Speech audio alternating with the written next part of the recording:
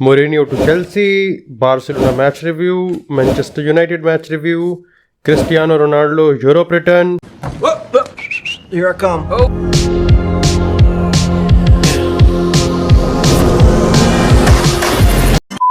Ronaldo Europe वापस आएगा, एक बैलन डोर जीतेगा, रियल मैड्रिड को चैंपियंस लीग जितवा सकता है, तो फिर मैं भी ट्विटर पर जाके एरिक टेन हैग और मेसी हूँ लिख दूंगा।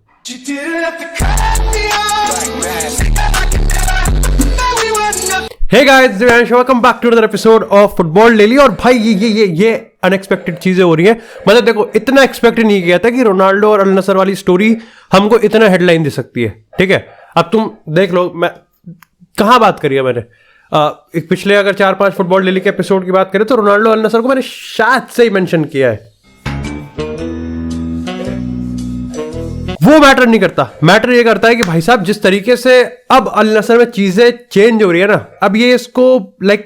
मतलब मेरे को समझ में नहीं आ रहा, ये इसको जान पूछे कर रहे हैं कि एक्चुअली में ये सब बस गो विद द फ्लो हो रहा है। अब तुम में से जितने लोगों ने स्टोरी को फॉलो नहीं किया है, इसलिए तो देखते हो तुम ये एपिसोड। अब हाल ही में यहाँ पर क्रिस्टियानो रोनाल्डो, तुमको पता है यहाँ पर कि जो उनका कप था, सऊदी का कप था कोई कप, वो यहाँ पर हार गए। हाँ, मतलब कोई था कप, वो भी हार गए। अब ऐसे में यहाँ पर एक कंट्रोवर्सी हुई थी, क्रिस्टियानो रोनाल्डो को ब्लेम किया जा रहा है, मेसी की चैट लग रही थी, विच वाज नॉट, मैं कहूँगा कि इतनी बड़ी नहीं थी जितना बड़ा उसका हुआ बना दिया गया। लेकिन हाल ही में यहाँ पर रूडी गार्सिया की अगर हम बात करें, जो कि अल नसर कोच है, उन्होंने एक इंटरव्यू में आके इस चीज को कंफर्म ही कर दिया भाई ने। ये तो कही नहीं कि हाँ हम इसको एक्सप्लोर कर सकते हैं, ये रोनाल्डो पर डिपेंड करता है, रोनाल्डो भी बहुत अच्छा खेल सकता है। ही लिटरली जस्ट कंफर्म्ड कि अल नसर में वो खेलेगा, लेकिन ये कंफर्म है कि वो अल नसर में रिटायर नहीं करेगा, रिटायर वो करेगा यूरोप में वापस जाके। ऐसे में बहुत बड़ा सवाल है कि एक्चुअली में क्या ये पहले से ही डिटरमाइंड है, क्योंकि देखो तुमको पता है कि हाल ही में हमने इस चीज पे बहुत बात करी है कि क्या उसके कॉन्ट्रैक्ट में क्लॉज है कि नहीं है कि वो यूरोप में आएगा। उसके बाद न्यूकासल का नाम आया था, लेकिन स्टिल अगर आप एक बार को हटा भी दो तो ये बहुत ऑब्वियस नहीं हो गया कि ये इतनी अनएक्सपेक्टेड नहीं हो गया कि इतनी ऑब्वियसली अल नसर ये कैसे मान सकते हैं कि हाँ हमने उसके कॉन्ट्रैक्ट में ये डाल रखा है कि वो यूरोप में कभी भी वापस जा सकता है, और ऐसे में वो कह रिटायर रहा है। लेकिन अगर रोनाल्डो की एज को देखें 38, तो ये कोई बहुत बड़ा सुपर साइंस नहीं है कि यहां पर रोनाल्डो नेक्स्ट 6 महीने यानी कि समर ट्रांसफर विंडो में एक बार फिर से ट्राई मारेगा कि वो यूरोप में अपनी वापस एंट्री कर सके। खैर, आई थिंक रिटायर इसलिए कहा गया कि अगर इस समर ट्रांसफर विंडो में भी चीजें मटेरियलाइज नहीं होती, देन रोनाल्डो को तो क्या फर्क पड़ता है भाई, 200 मिलियन उसको मिल रहे हैं। और ऐसे में इट्स नॉट सुपर साइंस, मतलब हमको ये रिटायर वर्ड जो है ना, वो सिर्फ इसलिए यूज किया गया जिससे आने वाली सब्सिक्वेंट ट्रांसफर विंडो में रोनाल्डो यहां पर वापस से यूरोपियन मार्केट में, अगर हम बात करें यूरोपियन क्लब फुटबॉल में, अपनी एंट्री करने वाला है, विच इज बहुत ह्यूज है। पता है, ये ज्यादा बड़ा मैटर नहीं करता मेरे को कि रोनाल्डो यूरोपियन फुटबॉल में वापस आ रहा है। मतलब इट मैटर्स, ऑफ कोर्स हमें मैटर नहीं करेगा तो किसको करेगा। लेकिन जो बहुत बड़ी बात है ना, वो एक्चुअली में है कि किस तरीके से अल नसर ने, अभी तो उनकी स्टोरी चालू ही हुई है, इन्होंने ऑब्वियसली यहाँ पर यूरोपियन फुटबॉल क्लब्स के, यहाँ पर अगर हम बात करें उस पॉसिबिलिटी को, इन्होंने इतना ब्लिटेंटली आगे कहने लग गए। लेकिन खैर, मेरे को लगता है कि सवाल वही खड़ा होता है कि रोनाल्डो को खेलना पड़ेगा यार, रोनाल्डो को गोल्स मारने पड़ेंगे।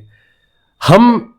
हर एपिसोड में आके ये नहीं कह सकते कि आज हवा तेज थी कि अल नसर चूतिया, अल नसर अल बवासीर के साथ खेल रही, इवन इफ अल बवासीर की तरह खेल रही है। भाई रोनाल्डो नीड्स गोल, क्योंकि तुम्हें सही पता है कि देखो क्रिस्टियानो रोनाल्डो एज फैक्टर बहुत बहुत अगेंस्ट है उसके, है, डिस्पाइट की कितनी चौड़ में कह दें कि भाई वो फिट है और ये 6 पैक एब्स वगैरह, बट भाई जब कोई क्लब में वापस जाएगा देन ही हैज, उसके पास वो गोल्स होने चाहिए, डेडिकेशन है, हंगर है, स्टारडम है, फॉलोवर्स है, सब हर चीज है उसके पास, वो हाइप है। बट स्टिल तुम सोचो, ये भी एक हाइप है कि वो एशिया से वापस यूरोपियन फुटबॉल में अपनी रिटर्न मार रहा है, ये भी एक अपने आप में एक हाइप और एक स्टोरी लाइन होगी। लेकिन ही हैज टू परफॉर्म, और कहीं ना कहीं मेरे को लगता है कि जितनी स्काउटिंग हम कर देते हैं अपने चैनल पे और तुम्हारे साथ बातचीत करके, उतनी अगर सही में उसका एजेंट कर देना, जो कि अब जॉर्ज मेंडेस तो नहीं है, तो भाई रोनाल्डो को पता चल जाएगा। वैसे डू लेट मी नो कि इनिशियली तुम्हारे दिमाग में क्या ख्याल आ रहा है। यूनाइटेड नहीं हो सकता, चेल्सी नहीं होगी, सिटी नहीं होगी, और न्यूकासल कुड भी, रोमा हो सकती है, इट डिपेंड्स कि वो चैंपियंस लीग में क्वालिफाई करेंगे नहीं करेंगे। मैं मैड्रिड बोलना नहीं चाह रहा, लेकिन काउंट कर लो तुम। इसी के साथ यार बात करते हैं आज के एपिसोड के अगली अपडेट से, जो कि आती है पर जोसे मूरिन्हो से। तो हाल ही में यहाँ पर भाई डेली मिरर, जो कि देखो काफी वॉलेटाइल है, लेकिन मेरे को टॉपिक बढ़िया लगा तो मैं यहां पर छेड़ रहा हूं। उन्होंने यहां पर एक चीज क्लेम करी है कि जोसे मूरिन्हो ने ऑलरेडी चेल्सी की हायरार्की को बता दिया है। पर्टिकुलरली उन्होंने स्टार्ट ऐसे करा था कि वो प्रीमियर लीग में रिटर्न करना चाहता है, बट ये प्रीमियर लीग धीरे धीरे चेल्सी पे फोकस हो गया। तो हम मान सकते हैं कि चलो चेल्सी पे हम बात कर रहे हैं। और अगर हम अगर जोसे मोरिनो के कैलिबर के क्लब्स की बात करें, खैर वो तो न्यूकासल भी अब उसमें आ सकता है, बट स्टिल बिग सिक्स के में अगर इस समय सबसे ज्यादा वॉलेटाइल चेल्सी है तो वो पता ही है, और आप न्यूकासल ही मान सकते हो, बट एडी होवे कोई प्रेशर है ही नहीं उस पर, तो चेल्सी ही ठीक है, लॉजिकल लगता है कि हाँ चेल्सी की बात हो रही है। उन्होंने चेल्सी की हायरार्की को बता दिया है मोरिनो ने कि भाई मैं आने के लिए तैयार हूं, द मोमेंट तुम ग्राहम पॉटर से मूव ऑन करना चाहते हो तो अपनी एक्स को एक बार याद कर लेना, एक कॉल दूर हूं, रात को साइकिल पकड़ के आ जाऊंगा। अब हाउएवर चेल्सी ने यहां पर अभी के लिए फर्मली इस आइडिया को रिजेक्ट कर दिया है, एंड डेफिनेटली लॉजिकल ये भी है, तुम 400 मिलियन ये ठोक कर कह दो कि मैं अपनी बंदी के लिए खर्च कर रहा हूं, और द मोमेंट एक्स कॉल कर दे तुम कहते हो कि चल चल, तो यहां पर कहीं ना कहीं मेरे को लगता है कि ठीक है, I think that's good. However मैंने कल ट्वीट भी करा था, मैं एक बार फिर से कहता हूं, जोसे मोरिनो एक ऐसा प्रोजेक्ट है जो कि डिस्पाइट किसी को नहीं पता कि वो कितना ज्यादा विनिंग होगा, कितना ज्यादा जितवाएगा, कितना ज्यादा प्रोडक्टिव होगा, बट हमेशा से एक अट्रैक्टिव रहता है, एक आंखों को भाता है, कहीं ना कहीं मन कर जाता है कि हाँ हम इस तरफ जा सकते हैं। तो कहीं ना कहीं मेरे को लगता है ग्राहम पॉटर का अगर सिस्टम फेल हो गया, आई एम नॉट सेइंग कि वो ट्रॉफी नहीं जीता, वो उससे मैटर ही नहीं करता, अगर सिस्टम फेल हो गया, एंड सिस्टम फेलियर से मतलब जो ग्राहम पॉटर की स्ट्रेंथ थी ब्राइटन में, वो अगर यहां पर रेप्लिकेट नहीं हुई आने वाले 6 महीनों में, कि आपको फुटबॉल तो दिखना चाहिए, ट्रॉफी जीते ना जीते, फैंस का सपोर्ट अगर डगमगाया नहीं, और अगर हम बात करें कि जिस तरीके से केमिस्ट्री हमको देखने को मिल रही है अभी टॉड बोली और इसमें ग्राहम पॉटर में, अगर ये भी लड़खड़ा गई ना, तो Jose Mourinho would definitely going to be one of the best manager जो कि चेल्सी हायर करना चाहिए। हाउएवर ये भी कंफर्म नहीं है कि Jose Mourinho would be the perfect fit और not, but of course special one किसी खास वजह से ही कहते हैं ना। इसी के साथ अगर बात करें यहाँ पर हम थोड़े से 2 मैचेस की, तो भाई बार्सिलोना और मैनचेस्टर यूनाइटेड, जहां मैनचेस्टर यूनाइटेड ने भाई रीडिंग 3-1 से हरा दिया, और भाई कासिमीरो यार, see the big difference between the Casemiro of Real Madrid and Manchester United is भाई कासिमीरो ना, मतलब इनके लिए फ्रैंकी डियोंग वाला काम कर रहा है, डिफेंड कर रहा है, ड्रिबल कर रहा है, लेट रन्स बना के गोल स्कोर कर रहा है, he is doing every single thing. भाई रियल मैड्रिड की मैं बात करूं ना, रियल मैड्रिड में ही वाज लाइक कंक्रीट, भाई वो उससे आप मतलब मेरे को लगता है कि रियल मैड्रिड वाले कासिमीरो के रिगार्डिंग अगर कोई मेरे को कहता ना कि डिस्क्राइब हिम, तो मैं उसको ये नहीं कहता कि विजन, गोल्स, मैं ये कहता कि निकाल के दिखा दे, निकाल के देख अगर वैसे तो निकाल नहीं पाएगा 10 में से 9 बार, और अगर एक बार तो ड्रिबल करके निकाल लिया तो वो रेड कार्ड ले लेगा, उसमें दिक्कत की बात ही नहीं है। हाउएवर यहां पर तुम उसकी पासिंग देखो यार, उसके बाद वो फ्रेड का फ्लिक, भाई दैट्स अमेजिंग। भाई रैशफोर्ड रिकॉर्ड बना सकता था 10 कंसेक्यूटिव गोल में, और बहुत कम यूनाइटेड के प्लेयर्स ने अपनी हिस्ट्री में एक चीज किया है। हाउएवर वो ऑफ साइड से उसको हटा दिया गया। इसके साथ ही एक बहुत बड़ा जो मेरे को लगता है कि क्वेश्चन मार्क है वो ये है कि एरिक टेन हैग रोटेट क्यों नहीं कर रहा। देखो ये आप एएक्स में अगर उसको फॉलो करते हो, और हम लोग तमाम बहुत सारे पॉडकास्ट में चीज कहते हैं कि एरिक टेन हैग ज्यादा बिलीव करता नहीं है रोटेशन पे, और ऐसे में इट्स काइंड ऑफ फ्रस्ट्रेटिंग, क्योंकि आप एरिक्सन को खिला रहे हो जिसको अभी रेस्ट की जरूरत है, बाकी प्लेयर्स है। Happy to see Maguire there, considering the fact कि टेन हैग ने मैग्वायर के रिगार्डिंग जिस तरीके से यहां पर बयान दिए थे, खैर मैं कल एपिसोड में बताना भूल गया, अभी इस समय जो पीएसजी की सिचुएशन चल रही है वो स्क्रीनियर को इसी जनवरी ट्रांसफर विंडो में लाने की कोशिश कर रहे हैं। 15-20 मिलियन के आसपास का जो प्राइस टैग है वो लगा रखा है विशाल मेगामार्ट ने। ऐसे में यहां पर यह बताया गया था डीमार्जियो के अपडेट से कि भाई यूनाइटेड भी आई थी, लेकिन इस समय पीएसजी पोस्ट पोजीशन पे है। अब अगर यहां पर मैं मान के भी चलूं कि मैनचेस्टर यूनाइटेड स्क्रीनर को लेके आना चाह रही है, तो क्या हम मान के चलें कि मैग्वायर बाहर जा रहा है,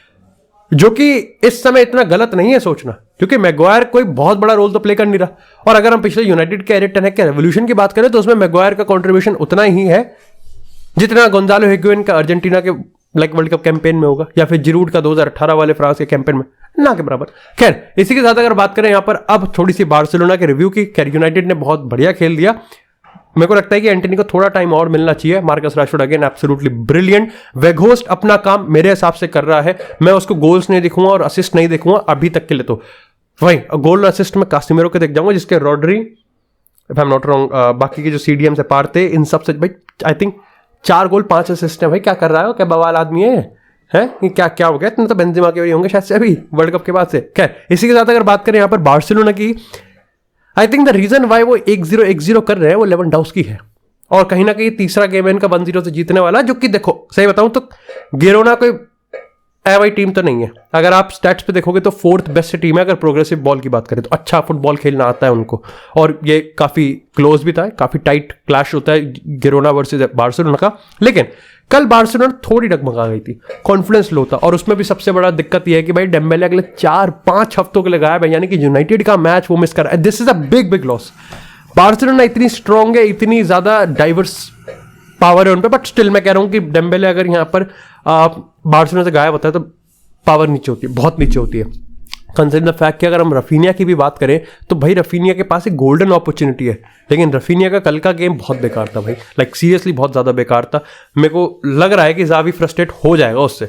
और हो रहा होगा। ऐसे में रफीनिया को भैया प्रूफ करना पड़ेगा अपने आप को। इसी के साथ अगर बात करें पेड्री की, तो भाई पेड्री है, बार्सिलोना बेकार खेले अच्छा खेले, पेड्री ऑलवेज पेड्री। साथ ही मेरे को लगता है कि द मोमेंट लेवेंडोव्स्की वापस आएगा ना, ये जो 1-0 वाले चल रहे हैं ना, ये 3-0 पर जरूर जाएंगे। खैर कल मेरे को लगता है कि कल के अलावा 1-0 बाकी गेम्स की बात करें तो ऑफकोर्स मतलब बार्सिलोना ने बहुतों को तोड़ा है और अच्छी तरीके से तोड़ा है, लेकिन कल के गेम में मैं कहूँगा कि लड़खड़ा गई थी, लाइक इतना वो नहीं था। साथ ही भाई मार्कोस अलोंसो क्या कर रहा है यार, आई मीन देखो थोड़ा सा अजीब लगता है कि जब आप अराउगो का कॉन्ट्राडिक्ट नहीं कर सकते, गावी का कॉन्ट्राडिक्ट नहीं कर सकते, आप अलोंसो को अनाउंस कर रहे हो या फिर आप उस तरफ कॉन्फिडेंटली जा रहे हो, पता नहीं क्यों। आई थिंक ज़ावी इतनी वर्सेटैलिटी तो ठीक है, लेकिन वर्सेटैलिटी के चक्कर में भैया लेब्रॉन जेम्स को थोड़ी खिला दोगे वहां पर, उसेन बोल्ट को थोड़ी खिला दोगे, खिलाओ। मतलब no hate to Marcos Alonso, but Jordi Alba difference mark कर देता है, दिख गया था। फिर आपके पास बाल्डे भी है, but I don't know like Marcos Alonso इतना क्या ही ऑफर कर रहा है भाई, मेरे को समझ में नहीं आ रहा। यार इसी के साथ अगर बात करें कुछ ट्रांसफर अपडेट्स की, तो भैया यहाँ पर ब्राइटन ने कसिडो को लेकर तो भैया सीधा सीधा रोल निभा लिया है कि हम तो नहीं दे रहे, कुछ ही उखाड़ लो। तो आर्सेनल और चेल्सी दोनों इन द मड है इस समय, लेकिन आर्सेनल तो बहुत ज़्यादा कॉन्फिडेंट है और कसिडो भी काफ़ी ज़्यादा कॉन्फिडेंट है, और इसलिए वो इस समय प्रोटेस्ट के तौर पे तो नहीं देखा जा रहा है इसको, लेकिन वो ट्रेनिंग सेशन ज्वाइन कर नहीं रहा है। और आई थिंक यहाँ पर 3, 4, 5 फरवरी पता नहीं कब थोड़ा सा उसको छुट्टी दी गई है कि भाई ठीक है तो थोड़ा सा अपना दिमाग ठंडा वंडा कर ले। बहुत मुश्किल है कि यहाँ पर ब्राइटन जाने देगी।